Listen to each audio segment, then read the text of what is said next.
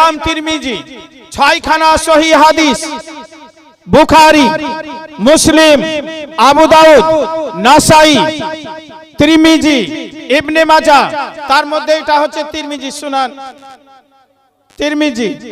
এই তিরমিজির 1012 নম্বর পৃষ্ঠা। এই বিষয়ে নবী করিম সাল্লাল্লাহু আলাইহি ওয়াসাল্লামের পিতার বিষয়ে এখানে সরাসরি নবী সাল্লাল্লাহু আলাইহি সাল্লাম কি বলেছেন আমরা একবার দেখে নেব। দেখুন, পরে আপনারা পড়ে নিতে পারেন, আপনারা দেখে নিতে পারেন, কাজে লাগবে।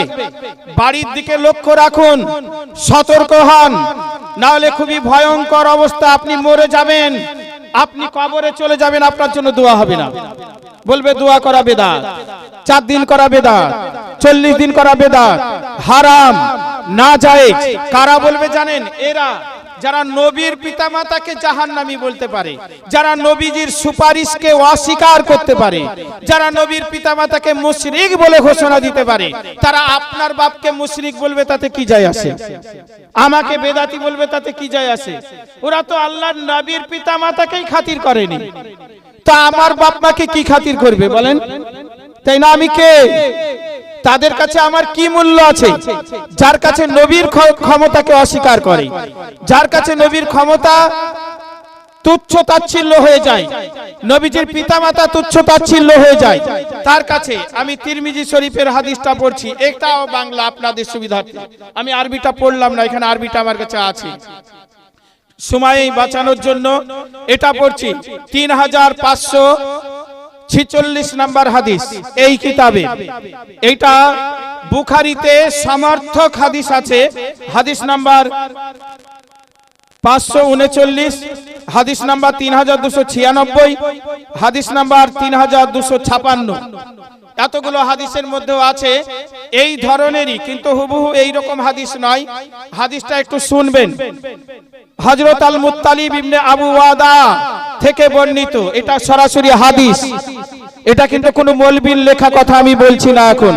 প্যারা হাজিরিন, তিনি বলেন আল আব্বাস রাদিয়াল্লাহু তাআলা আনহু, নবীজির চাচা আল আব্বাস রাদিয়াল্লাহু তাআলা আনহু রাসূলুল্লাহ সাল্লাল্লাহু আলাইহি সাল্লামের নিকট এলেন। নবীজির নিকটে একজন সাহাবী আল আব্বাস তিনি আসলেন, নবীজির কাছে আসলেন। মানে এটা হাদিস, এটা শুনলে নাকি, এটা বললেও নাকি, ওটা পড়লে পরে মেনে নিলে পরে কি হবে? ওই লেখাটা মানলে গুনাহ, ওটা গুনাহ হবে, ওটাই পাপ হবে, আর ওটা মেনে নিলে জাহান্নামী হতে হবে। আর এইটাকে মেনে নিলে কি হবে? নেকি হবে, শুনলে নেকি হবে। আব্বাস রাদিয়াল্লাহু তাআলা আনহু নবী সাল্লাল্লাহু আলাইহি সাল্লামের নিকট এলেন। মনে হয় তিনি কুরাইশদের কিছু মন্তব্য শুনে এসেছেন।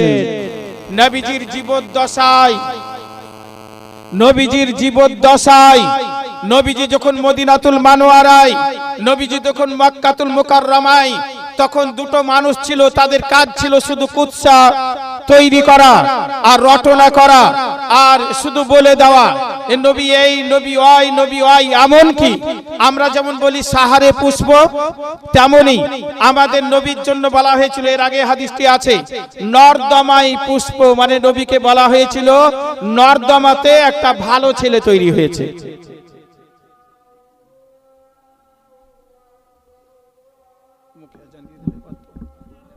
নবী করিম সাল্লাল্লাহু আলাইহি ওয়াসাল্লামকে যে ওই জায়গায় কিছু মানুষ বসে আপনার জন্য বলছিলেন আপনি নাকি নর্দমা থেকে একটা ভালো মানুষ তৈরি হয়েছে, এই জায়গা তো, তাই না? তারপরে এবার হাদিসটাই সরাসরি শুনুন, তাহলে আপনারা বিচার করে নিতে পারবেন মৌলবীকে মানবেন না নবীকে মানবেন। এটা হচ্ছে মৌলবীর লেখা, আর এটা কার? একটা মৌলবীর বললাম আর একটা নবীর। কোনটা মানবো আমরা? নবী। নবী যদি বলতেন আমার বাপ মা জাহান্নামী, তাহলে ওটাই মেনে নিতাম। তো মৌলবী বলেছে জাহান্নামী, আর নবী কি বলেছেন এটা দেখা খুবই জরুরি, একবারে খুবই কান দেবেন হাদিসটাই। সরাসরি হাদিস আপনাদেরকে আমি পড়ে শোনাচ্ছি। নবী করিম সাল্লাল্লাহু আলাইহি সাল্লাম আল আব্বাস রাদিয়াল্লাহু তাআলা আনহুর কথা শোনার পরে আর ধৈর্য ধরলেন না। তিনি এবার কি করলেন? মসজিদের মেম্বারে উঠে দাঁড়িয়ে গেলেন। ব্যাপারটা বুঝেছেন? মেম্বারে উঠে দাঁড়িয়ে যে বক্তব্য দেওয়া হয়, এই বক্তব্যটা হচ্ছে জাতীয় স্তরের বক্তব্য। রাষ্ট্রপতি যেদিন লালকেল্লায় বক্তব্য রাখে না, প্রধানমন্ত্রী যেদিন লালকেল্লায় বক্তব্য রাখে, সেটা হচ্ছে ভারতের জাতীয় বক্তব্য। আর ও কোনো রাজনৈতিক কোনো বক্তব্য রাখছে কোনো সভায়, এটা হচ্ছে তার আলাদা ব্যাপার। তো নবীজি যখন মেম্বারে উঠে যাচ্ছেন, তখন সেটা হচ্ছে ইসলামের কিয়ামত পর্যন্ত জাতীয় বক্তব্য। তো আল্লাহর নবী মেম্বারে উঠে গেলেন। মেম্বারে উঠে গিয়ে প্রশ্ন করলেন, আমি কে? আমি কে? সাহাবারা বসে আছেন। এখন যদি আপনাদেরকে আমি প্রশ্ন করি আমি কে, আপনারা বলবেন মেহের ফুল বা মেহের আলী, তাই তো? তো সাহাবীরা যখন নবী বললেন আমি কে, সাহাবীরা বলছেন ইয়া রাসূলুল্লাহ, আপনি আল্লাহর নবী, আপনি আল্লাহর রাসূল, আপনার উপরে আল্লাহর রহমত, শান্তি, সালাম বর্ষিত হোক। সাহাবীরা কি সাক্ষ্য দিয়ে দিলেন? আপনি আমাদের মতো মানুষ বললেন? দেখুন এখানে আছে, নবীজি বলছেন মিম্বারে উঠে দাঁড়িয়ে বলেন আমি কে। সাহাবীরা বলেন আপনি আল্লাহর রাসূল, আপনার উপর শান্তি বর্ষিত হোক। তিনি বলেন আমি মুহাম্মদ ইবনে আব্দুল্লাহ ইবনে আব্দুল মুত্তালিব। নবীজি বললেন আমি তো নবী, এটা ঠিক আছে, কিন্তু আমি আব্দুল্লাহর পুত্র এবং আব্দুল মুত্তালিবের নাতি। বুঝতে পারছেন? মানে বাপের জন্য খারাপ কথা বলেছে, তাই নবী সাল্লাল্লাহু আলাইহি ওয়াসাল্লাম পরিচয় দিচ্ছেন আমি শুধু নবী তাই নয়, আমি আব্দুল্লাহর পুত্র, আমি আব্দুল মুত্তালিবের নাতি। সৃষ্টিকুলকে সৃষ্টি করেন। এবং নবীজি এবার বলছেন, বক্তব্য দিচ্ছেন মেম্বারে উঠে দাঁড়িয়ে।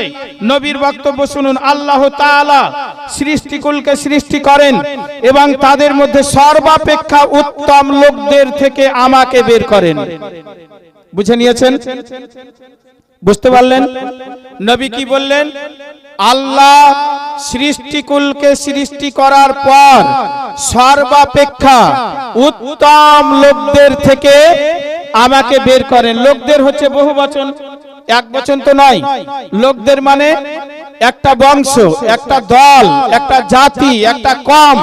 লোকদের বহু বচন ব্যবহার করেছেন। তারপরে দেখুন, এরপর তিনি তার সৃষ্টিকে দুই ভাগে বিভক্ত করেন এবং আমাকে তাদের মধ্যকার উত্তম দল থেকে সৃষ্টি করেন। মানে যে অনেক মানুষ দুভাগ করা হলো, এই দুভাগই উত্তম। তার মধ্যে যারা অতি উত্তম, তাদের মধ্য থেকে নবী বলছেন আমাকে। এই দুই ভাগের মধ্য থেকে যেটা উত্তম, সেই ভাগকে আবার কয়েকটা পরিবারে ভাগ করা হলো। কয়েকটা পরিবারে, আপনারা এখানে দুভাগ হয়ে গেলেন, এই এক ভাগে অনেকগুলো পরিবার হলেন। তার মধ্যে উত্তম পরিবার থেকে নবী বলছেন আমাকে সৃষ্টি করা হলো।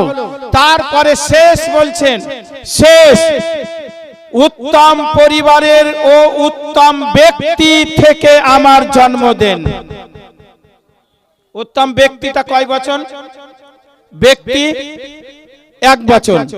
আল্লাহর নবী শেষ পর্যন্ত বললেন যে একজন উত্তম ব্যক্তি, উত্তম পরিবারের, উত্তম গোত্রের, উত্তম দলের, উত্তম বংশের মধ্য থেকে আল্লাহর সৃষ্টি জগতের উত্তমের থেকে উত্তম, তার থেকে উত্তম, তার থেকে উত্তম, তার মধ্যে যে অতি উত্তম যে ব্যক্তি, এই রকম একজন ব্যক্তির মধ্য দিয়ে আল্লাহ আমার জন্ম দিয়েছে। তাহলে আমরা নবীকে মানবো না মৌলবীটাকে মানবো? আমরা যদি মৌলবীটাকে মানি তাহলে আমার নবীর বাপ মা জাহান্নামী হয়ে যায়। আর আমরা যদি নবীকে মানি তাহলে নবীর বাপ মা পৃথিবীর সমস্ত বাপ মা থেকে উত্তম হয়। আমরা কোন দিকে? আমরা কোন দিকে? উত্তমের দিকে। আমরা কার কথার দিকে? স্বয়ং রাসূলুল্লাহর কথার দিকে। এটা গোপনে বলেননি গো, এটা মেম্বারে উঠে দাঁড়িয়ে বলেছেন। সুতরাং আমি শেষ করব আর একটা ঘটনা বলে। এই হাল কেন হলো? আজকে আমাদের ঘরের ছেলেরা কেন প্রতিরোধ না করে তাদেরকে মেনে নিচ্ছে? কেন? আমরা আমাদের ছেলেদের খোরাক মিটাতে পারিনি। আমরা আমাদের ছেলেদেরকে উপযুক্ত কথা শিক্ষা দিতে পারিনি। ওয়া কুনু মা সাদিকিন, সাদেকিনদের সঙ্গে আমরা আমাদের ছেলেদেরকে রাখতে পারিনি। তাই তারা জিরো ছিল, ধর্ম সম্বন্ধে কিছু জানতো না। এই অবস্থায় কলেজে চলে গেছে, টিউশনি নিতে চলে গেছে, সেখানে তার মাস্টার বই ধরিয়ে দিয়েছে হাতে, আর সে ভেবেছে এটাই আসল ইসলাম। সুতরাং আপনার ঘরের ছেলেকে ছোট থেকে ওয়া কুনু মা সাদিকিন, যারা সাদিকিন, যারা সালেহিন, যারা মুত্তাকিন, যারা পরহেজগার, এদের সঙ্গে দোস্তি পাতিয়ে দেন, বন্ধু পাতিয়ে দেন। না হলে কি হবে জানেন? খারাপ হয়ে যাবে। নবীদের জামানাতেও, নবী ছাড়াও আল্লাহ তাআলা কিছু ভালো মানুষ রেখেছিলেন নবীদের যুগে। আমাদের নবীর জামানায় কে ছিল একজন, উনি সাহাবী হতে পারেননি, কিন্তু নবীর যুগে ওয়েস কারনি, তাই না? আল্লাহর নবী স্বয়ং বলছেন উমর ফারুক রাদিয়াল্লাহু তাআলা আনহুকে, মুসলিম শরীফের হাদিস, হে উমর, ওয়েসের সঙ্গে যদি দেখা হয় তাহলে তুমি তাকে বলে দিও আমার উম্মতের জন্য যেন তিনি দোয়া করে দেন। বলেন তো সুপার, মানে আবেদনটা রাখছেন কে? স্বয়ং রাসূলুল্লাহ। কার কাছে? তিনার উম্মতের মধ্যে একজন বান্দা, একজন ব্যক্তির কাছে, উম্মতের কাছে। তাহলে উম্মতের মধ্যেও নবীর পছন্দনীয় ব্যক্তি হয়, যার দোয়া আল্লাহর দরবারে কবুল হবে, এটা নবী জানতেন। তাই বলেছিলেন দোয়া করে দিতে বলিও। উমর ফারুকের সঙ্গে যখন দেখা হলো, উমর ফারুক বলছেন তুমি কে? তুমি ওয়েস নয়? বলছে বলুন কেন? বলছে তোমার গায়ে ফুল পড়া দাগ ছিল না, একটু বাকি আছে। বললো আগে বাড়ুন। কেন বলছেন? বললো আপনি কারণ দেশের? বললো হ্যাঁ। আমর গোত্রের? বললো হ্যাঁ। বললো আপনি আমাদের জন্য দোয়া করুন। সঙ্গে সঙ্গে ওয়েস করনি কাঁদতে লাগলেন, বলেন আপনি উমর ফারুক, খলিফাতুল মুসলিমিন, মুসলিম জাহানের খলিফা, দ্বিতীয় খলিফা, আপনি সরাসরি আল্লাহর নবীর কাছে কলেমা পড়ে মুসলিম হয়েছেন। আপনার জন্য নবীজি বলে দিয়েছেন আমার উমর যে রাস্তা দিয়ে হেঁটে যায় সেই রাস্তা দিয়ে শয়তান 40 দিন হাঁটতে পারে না, হাঁটে না। উমর ফারুক রাদিয়াল্লাহু তাআলা আনহু 20 রাকাত তারাবি পড়েছে, আর শয়তান 20 রাকাত পড়বে? আপনি কি বলছেন? পড়তে পারে? আরে উমর ফারুক যে রাস্তায় হেঁটেছেন, ইবলিস মালাউন সে রাস্তায় হাঁটবে না, এটা পরিষ্কার কথা। প্যারা হাজিরিন, মোহতারাম বুজুর্গ দোস্ত, কাঁদতে লাগলেন, ওয়েস করেনি। আমি একজন নগণ্য লোক, আপনি সাহাবী, আপনি আমার জন্য দোয়া করবেন। এটা আমার কথা নয়, ওয়েস তোমার জন্য স্বয়ং রাসূলুল্লাহ বলে গেছেন তোমার সঙ্গে দেখা হলে দোয়া করার আবেদন যেন আমি করি। আবার কাঁদতে লাগলেন, আমার কি এমন নেকি আছে, কি এমন আমল করেছি? উমর ফারুক প্রশ্ন করলেন আপনি কি এমন আমল করেছিলেন যে স্বয়ং রাসূলুল্লাহ দোয়ার দরখাস্ত করে যান? বলেন আমি এমন কিছু করিনি, আমার মায়ের পরিষেবা দিতে দিতে আমার নবীর সঙ্গে সাক্ষাৎ করা হয়নি। আমার মা আল্লাহকে বলে দিয়েছিলেন আল্লাহ আমার এই পুত্রটি এতই আমার খেদমত করেছে, হে আল্লাহ আমার এই পুত্র তোমার দরবারে হাত তুলে যা দোয়া করবে তুমি আমার এই পুত্রের দোয়াকে মঞ্জুর করে নিও। আল্লাহ মায়ের দোয়া কবুল করেছিলেন। আল্লাহর নবী জানতেন, প্যারা হাজিরিন, প্রত্যেক নবীর যুগে একজন করে এমন এমন বান্দার খবর আছে, উম্মতের খবর আছে, সেই রকম ব্যক্তিত্বদের সঙ্গে আপনাকে আপনার ছেলেদের সঙ্গ মিলিয়ে দিতে হবে, আপনাদেরকেও সাথে থাকতে হবে। দুর্গাপুর গ্রামের মানুষ একদিন দেখেছি উড়াহারের মুরিদ ছিল, অনেকে ছিল না? ছিল না? আজকে যে একটা করে মরে যাচ্ছে, কমে যাচ্ছে। পীর সাহেবদের সঙ্গে থাকলে কি লাভ হয় জানেন?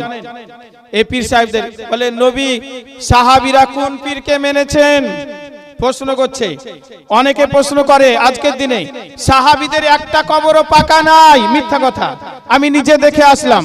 মদিনাতুল মানওয়ারায় নবীজির কবর পাকা, উমর ফারুক রাদিয়াল্লাহু তাআলা আনহুর কবর পাকা, আবু বকর সিদ্দিক রাদিয়াল্লাহু তাআলা আনহুর কবর পাকা না পাকা নয়? মসজিদে নববীতে পাকা কি পাকা নয়? এরা বলবে একজন সাহাবীরও কবর পাকা নাই, তাহলে ওই দুজন কি সাহাবী নয়? আবু বকর সিদ্দিক আর উমর ফারুক সাহাবী নয়? নবীজির পাশেই রয়েছেন, কবর পাকা না পাকা নয়? চাদর আছে না নাই? সবুজ রঙের আছে। হযরত আলী কারামুল্লাহ ওয়াজহু সাহাবী না সাহাবী নয়? সাহাবী তো। তিনার কবর পাকা না পাকা নয়? হযরত হাসান হুসাইন সাহাবী না সাহাবী নয়? সাহাবী। তাদের কবর পাকা না পাকা নয়? তেরা বলবে একটাও সাহাবীর কবর পাকা নয়। আপনি যদি লিস্ট তৈরি করেন হাজারো সাহাবী পাবেন, হাজারো নবী পাবেন এই দুনিয়াতে, তাদের কবরগুলো সবই পাকা এবং কবরের উপরে চাদর চাপানো আছে। ঈসা নবীর জামানার একটি ঘটনা বলে দিয়ে আমি আপনাদের কাছ থেকে বিদায় নেব। আমাদের আজকে এই মর্মান্তিক ঘটনাগুলো কেন ঘটছে? ভালো মানুষদের সাথে থাকতে হবে, ভালো মানুষদের দোয়া নিতে হবে। এই যে আজকের এই মেহফিল, এই মেহফিলের শেষ দোয়াটা নিয়ে যাবেন, এমনও হতে পারে আপনার জীবনের একটি দোয়া আপনার জীবনের আমূল পরিবর্তন করে দিতে পারে। মৃত্যু পর্যন্ত আটকে দেয় দোয়া, জানেন? বালা মুসিবতকে দূর করে দিতে পারে দোয়া। মানুষের সঙ্গে মানুষের দেখা হলে দোয়া চাইবেন। আজকের দিনে দোয়াকে বেদাত বলছে না, নাজায়েজ বলছে। আমরা মসজিদে যখন হাত তুলে দোয়া করছি, কিছু সুপার ফাস্ট মুসল্লি হয়েছে এখন দেখবেন, সুপার ফাস্ট মুসল্লি। যে ইমাম সালাম ফিরে দিল না, আর ও উঠে এমন দৌড় মারছে মনে হচ্ছে যেন মসজিদের ভেতরটা ওর জাহান্নাম ছিল। ও দৌড়ে পালানো দেখে মনে হবে যে মসজিদ যে জান্নাত, একটু ধীরে ধীরে যাবে তাও নয়। আর যারা উঠছে না, শিলিগুড়িতে আমি দীর্ঘদিন কাটালাম, একটা মসজিদ আছে একবারে মেন টাউনে, অনেকগুলো সব সুন্নি মসজিদ। তো একটা মসজিদে কত রকমের মুসল্লি, জুম্মার নামাজ পড়ে যেই